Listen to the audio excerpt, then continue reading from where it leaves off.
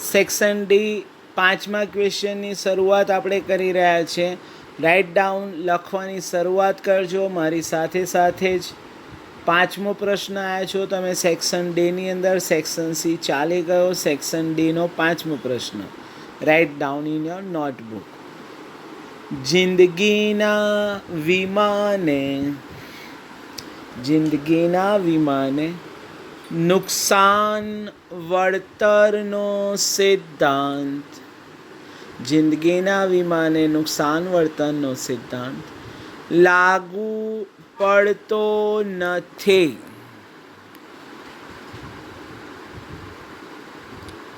Inverted comma કરી દો. આખું વાક્ય સ્લાઇડ ડેશ કરીને લખો. સમજાવો. કૌંસમાં લખજો. મોસ્ટ આઈએમપી છે તમારી સ્કૂલની એક્ઝામ માટે કે જિંદગીના વિમાને નુકસાન વળતરનો સિદ્ધાંત લાગુ પડતો નથી.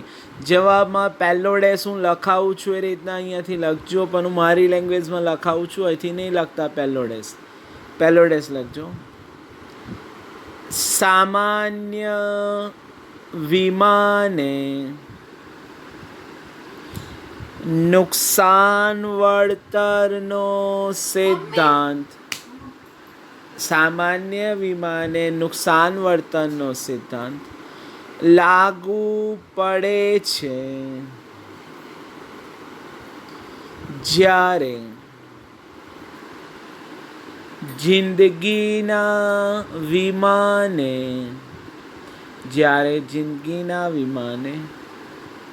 નુકસાન વળતરનો સિદ્ધાંત લાગુ પડતો નથી. Second dash. જિંદગીના વીમામાં, સ્ક્રીન ઉપર તમે જોઈ શકો ત્યાંથી છે. જિંદગીના વીમામાં મૃત્યુ કે વીમાદાર એટલે વીમો લેનાર અમુક ઉંમરે પહોંચે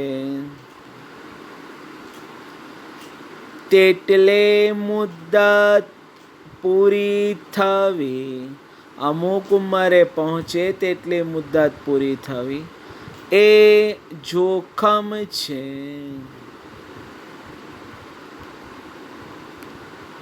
નવડેસ.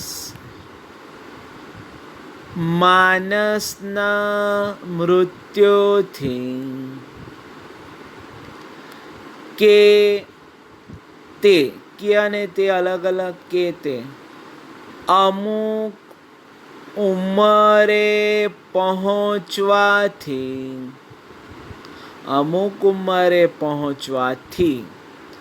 થતો નુકસાન નાણાંમાં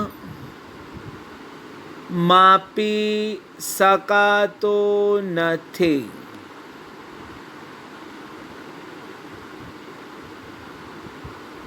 નવડેસ. વળી માણસના મૃત્યુથી કે તે અમુક ઉંમરે પહોંચવાથી પડતી ખોટ. અમુક ઉંમરે પહોંચવાથી પડતી ખોટ નાણાંમાં માપી શકાતે નથી. નવડેસ. આથે જિંદગીના વિમાને નુકસાન વળતરનો સિદ્ધાંત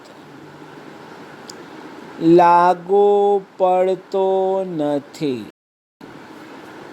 તો ધ્યાન રાખો, મોસ્ટ આઈએમપી પ્રશ્ન છે, જિંદગીના વીમાને નુકસાન વર્તનનો સિદ્ધાંત લાગુ પડતો નથી. યસ. તો કઈ રીતના? સામાન્ય વીમાને નુકસાન વર્તનનો સિદ્ધાંત લાગુ પડે છે, જ્યારે જિંદગીના વીમાને નુકસાન વર્તનનો સિદ્ધાંત લાગુ પડતો નથી. આપણે આગળ જોઈ ગયા છે, જિંદગીના વીમામાં મૃત્યુ કે વીમાદાર અમુક ઉંમરે પહોંચે તેટલી મુદ્દત પૂરી થવી એ જોખમ છે. કેમ કે જેમ જેમ ઉંમર વધતી જાય ને એમ એમ જોખમ વધતું જાય, અને મૃત્યુ થવું પણ બી એક પ્રકારનું જોખમ છે. જિંદગીના વીમામાં મૃત્યુ કે વીમાદાર અમુક ઉંમરે પહોંચે તેટલી મુદ્દત પૂરી થવી એ જોખમ છે. માણસના મૃત્યુથી કે તે અમુક ઉંમરે પહોંચવાથી થતું નુકસાન નાણાંમાં માપી શકાતું નથી. ધ્યાન રાખો, જીવન અમૂલ્ય છે, એનું કોઈ મૂલ્ય ના માપી શકાય. એટલે માણસના મૃત્યુથી કે તે અમુક ઉંમરે પહોંચવાથી થતું નુકસાન નાણાંમાં માપી શકાતું નથી. વડે માણસના મૃત્યુથી કે તે અમુક ઉંમરે પહોંચવાથી પડતી ખોટ નાણાંમાં માપી શકાતી નથી. કોઈ વ્યક્તિ હયાત ના હોય તો એની જે મૂલ્ય છે એ નાણાંમાં કેલ્ક્યુલેટ થતું નથી. ઓકે, બંને સરખા છે. માણસના મૃત્યુથી કે તે અમુક ઉંમરે પહોંચવાથી થતું નુકસાન નાણાંમાં માપી શકાતું નથી. વડે માણસનું મૃત્યુ થવાથી કે તે અમુક ઉંમરે પહોંચવાથી પડતી ખોટ નાણાંમાં માપી શકાતી નથી. પેલામાં નાણાંમાં માપી શકાતું નથી અને અહીંયા પડતી ખોટ નાણાંમાં માપી શકાતી નથી. આથી જિંદગીના વીમાને નુકસાન વર્તનનો સિદ્ધાંત લાગુ પડતો નથી. ફરીથી મોસ્ટ આઈએમપી પ્રશ્ન છે, સામાન્ય વીમાને નુકસાન વર્તનનો સિદ્ધાંત લાગુ પડે છે, જ્યારે જિંદગીના વીમાને નુકસાન વર્તનનો સિદ્ધાંત લાગુ પડતો નથી. જિંદગીના વીમામાં મૃત્યુ કે વીમાદાર અમુક ઉંમરે પહોંચે તેટલી મુદ્દત પૂરી થવી એ જોખમ છે. માણસના મૃત્યુથી કે તે અમુક ઉંમરે પહોંચવાથી થતું નુકસાન નાણાંમાં માપી શકાતું નથી.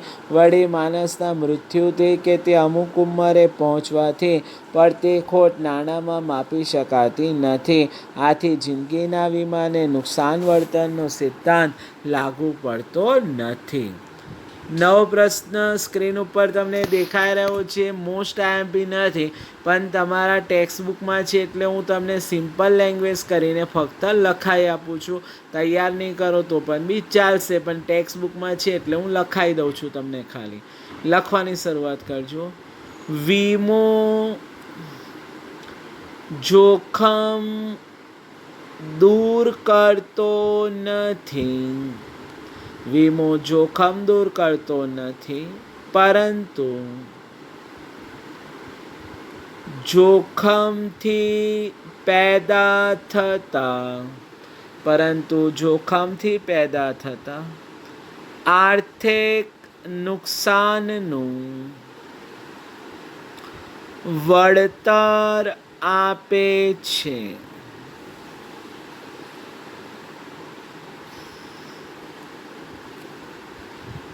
Inverted comma slide dash. વિધાનની યથાર્થતા તપાસો.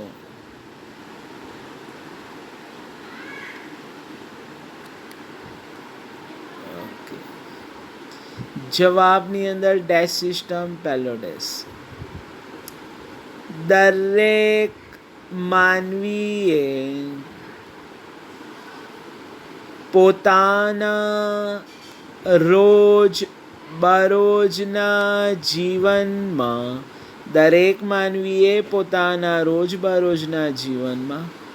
અનેક પ્રકારના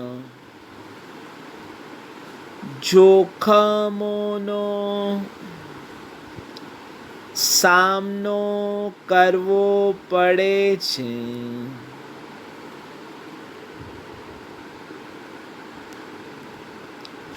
દાખલા તરીકે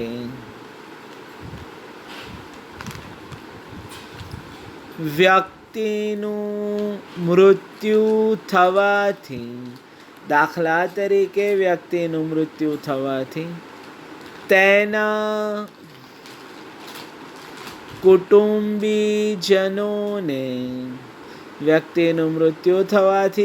કુટુંબીજનોને જીવન નિર્વાહનો જીવન જીવવાનો ભય રહે છે.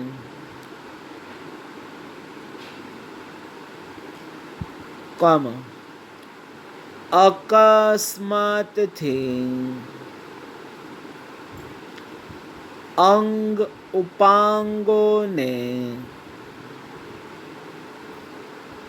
નુકસાન થવાનો ભય રહે છે.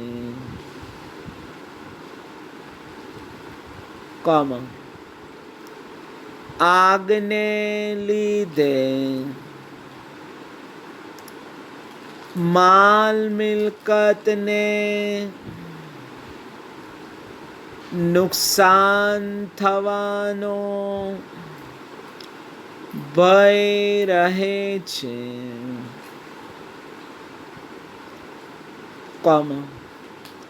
માલ ચોરાઈ જવાનો ભય રહે છે, વગેરે. નોટિસ આવા જોખમો સામે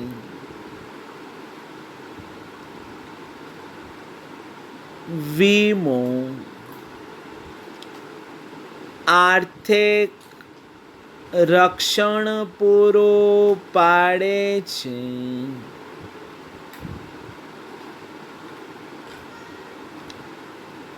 આથી કહી શકાય કે વીમો જોખમથી પેદા થતા આર્થિક નુકસાનનું વળતર આપે છે.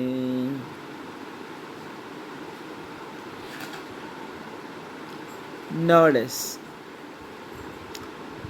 પરંતુ વીમો લેવાથી આ બધા પ્રકારના